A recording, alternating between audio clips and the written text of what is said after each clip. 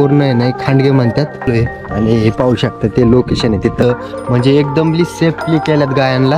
हे पाहू शकता ते असं जाळ करायला लागणार आहे म्हणजे जेणेकरून की आपल्याला जाळाचा धूर करायचा हे थोड्याच वेळात दूर होईल. भरपूर असं काळ पडायला लागले पाहू शकता.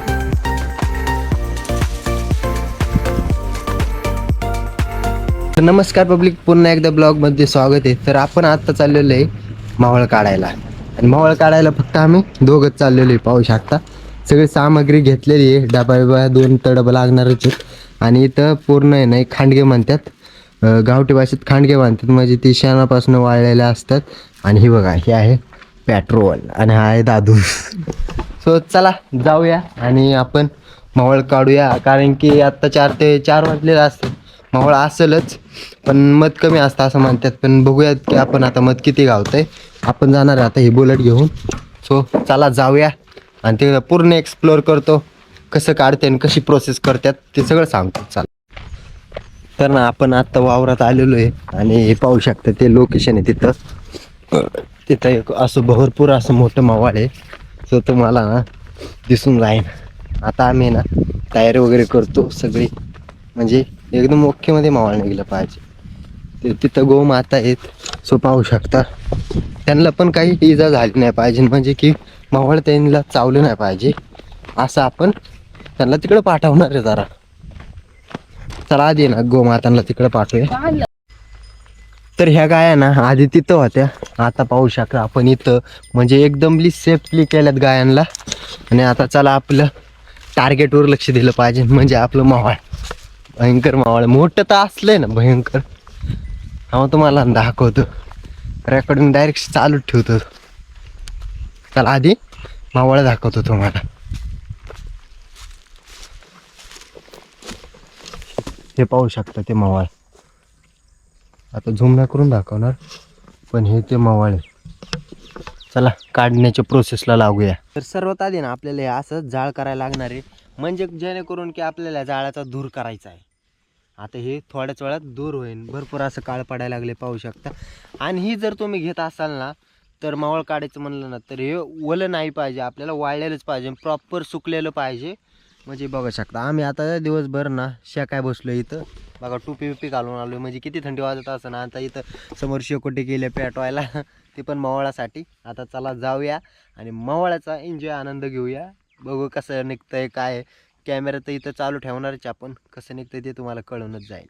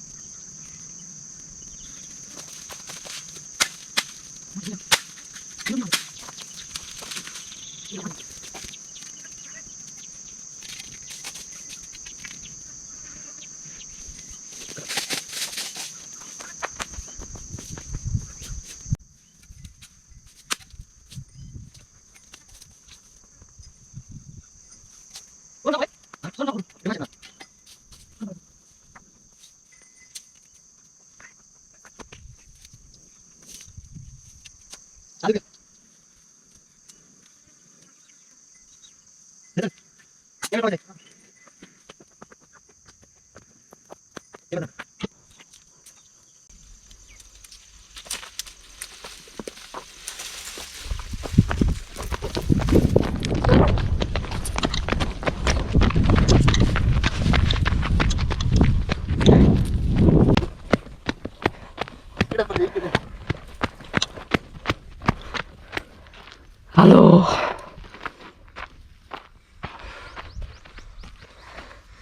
त्यांनी मत केलं बरं का. लय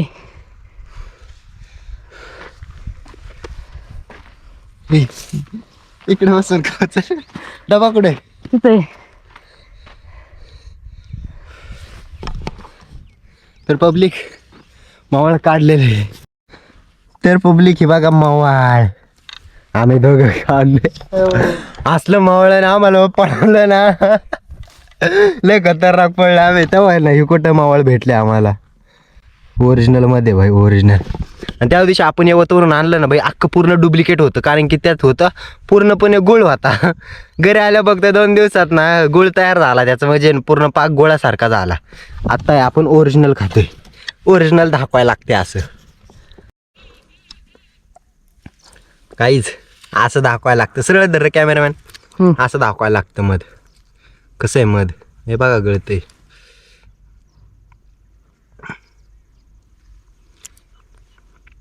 एक नंबर.